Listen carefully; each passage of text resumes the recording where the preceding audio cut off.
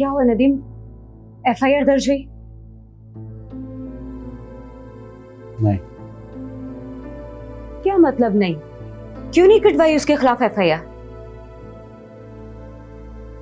वो कब से इस घर में आ रहा था, तुमने मुझे बताया क्यों नहीं?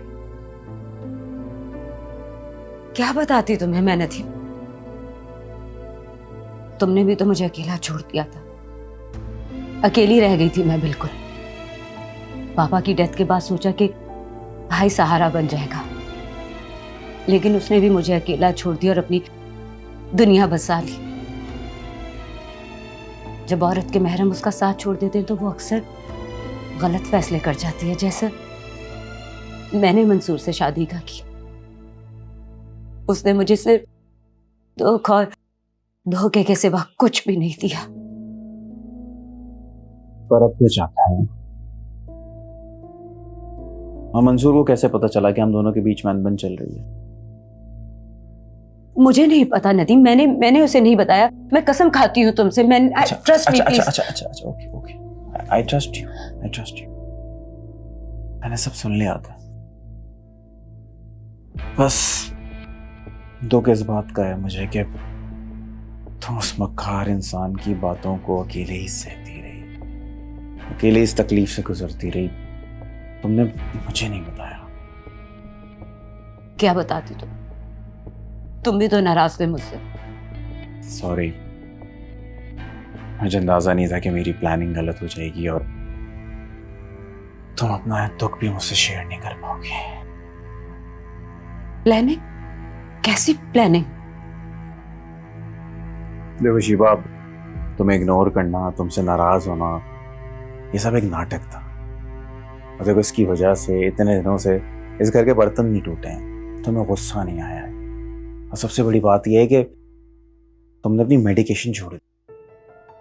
मंसूर ने तुम्हें ज़हनी मरीज बना दिया और इसीलिए तुमने दवाओं का सहारा लिया हुआ था। अगर मैं ये सब ना करता तो तुम इसी तरह से जिद्दी और बदतमीज।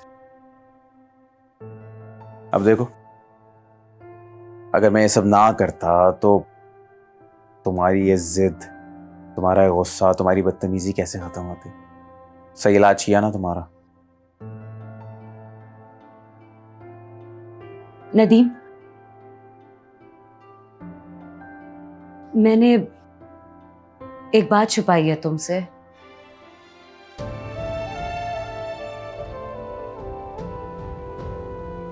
क्या शिवा? मुझ में लड़ने की हिम्मत नहीं है। वो दरअसल मेरे पास अमेरिकन नेशनैलिटी है।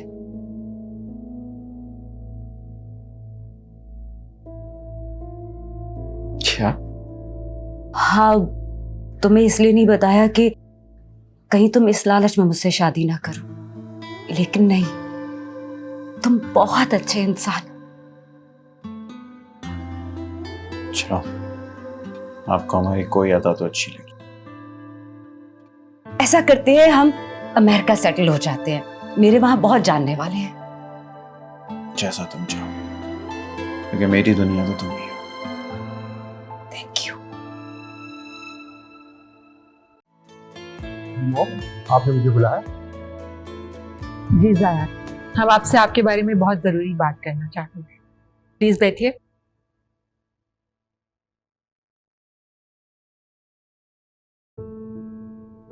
ज़यान, आपकी मामा ने आपके लिए एक बहुत अच्छी लड़की देखी है। वो लोग बहुत जल्दी आ रहे हैं। हम चाहते हैं कि आप उस लड़की से मिल लें। एजुकेटेड लड़की है, बहुत अच्छी फैमिली है। बड़ी मामा तो मेरी शादी करवा के मेरी फ्रीडम छीनना चाहती हैं। देखिए भाभी, कैसे पटक से जवाब दे दिया। मेरे तो सारे ख्वाब अरमान सब पे पानी फेर देता है ये। 2 मिनट रोशनी, हम ज़यान से बात कर रहे हैं ना। बड़ी मॉम, ये सब मामा ने कहा ना आपसे? नहीं ज़यान, हम भी चाहते हैं कि अब आपकी शादी कर देनी चाहिए, क्योंकि माशाल्लाह आप बिजनेस में सेटल हो गए हैं, आपने अपने सारे गोल्स अचीव कर लिए हैं। तो मेरा ख्याल में अब ये स्टेप भी उठा लेना चाहिए, है ना? बड़ी मॉम, मैं आपकी किसी बात को इनकार कर ही नहीं सकता। आपने कह दिया और जयान ने कर दिया, मैं शादी के लिए तैयार हूं। थैंक यू सो मच साहब। बस अब शादी की डेट फिक्स करते हैं। ये सिर्फ और सिर्फ बड़ी मॉम की वजह से हाँ की है मैंने, वरना मेरा 8-10 साल तक शादी का कोई इरादा नहीं था। थैंक यू साहब। भाभी, मैं आपका मुंह मीठा करती हूँ, मिठाइयाँ भी लेके आती हूँ।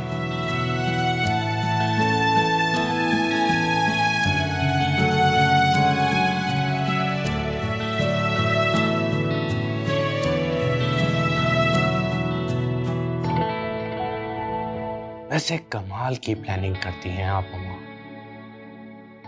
आप जैसा खिलाड़ी तो कोई हो ही नहीं सकता। क्या खेलती हैं आप हमारी बड़ी मॉम मिसेस रीना के इमोशन से।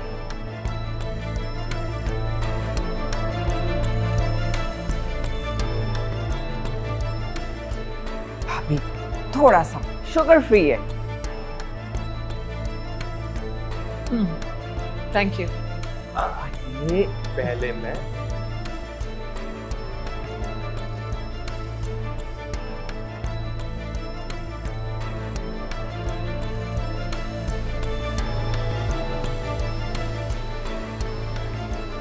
हबीब, आप ख़वातीन ने बाला ही बाला ज़यान का रिश्ता पक्का कर दिया और हमें बताया भी नहीं। तुम्हें बता के क्या हमें तमगा मिल जाने?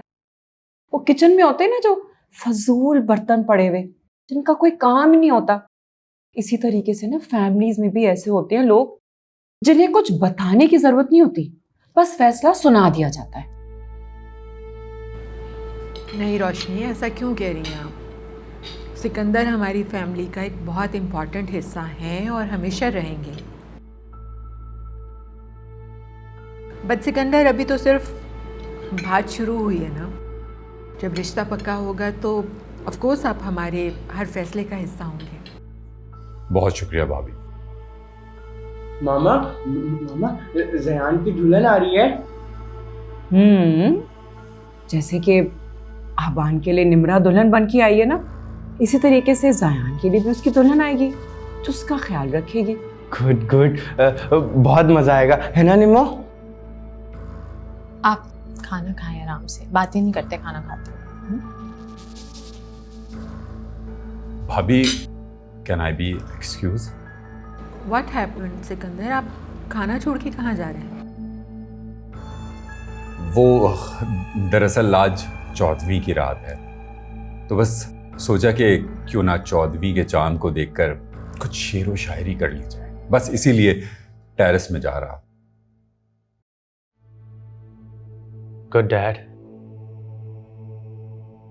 मैंने भी सुना है चौदहवीं का चांद कितना खूबसूरत होता है। जरा हम भी तो सुने। क्यों नहीं भाई, बिल्कुल। मॉम, अबान भी टेरेस पे जाएगा? नहीं आबान, आप नहीं जा सकते। क्यों नहीं जाएगा? अबान बेबी थोड़ी है। अमान, अगर मॉम कह रही है तो वो आपके भले के लिए कह रही होंगी ना। आप खाना खाएं। तुम भी उनकी साइड लेती हो ना? तुम भी कहती हो मैं खाना ही नहीं। जाओ। पता नहीं ये लड़का कब सुधरेगा। मॉम, आप फिक्र नहीं करें, मैं अबान को देखती हूँ।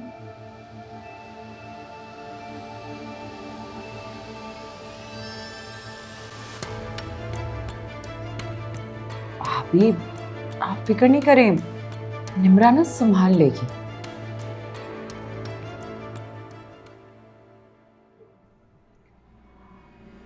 वो भाभी, मैं ऐसा करती हूँ, अबान के लिए दूध बना लेती हूँ, ऐसा ना हो कि गुस्से में भूखा ही सो जाए। ओके।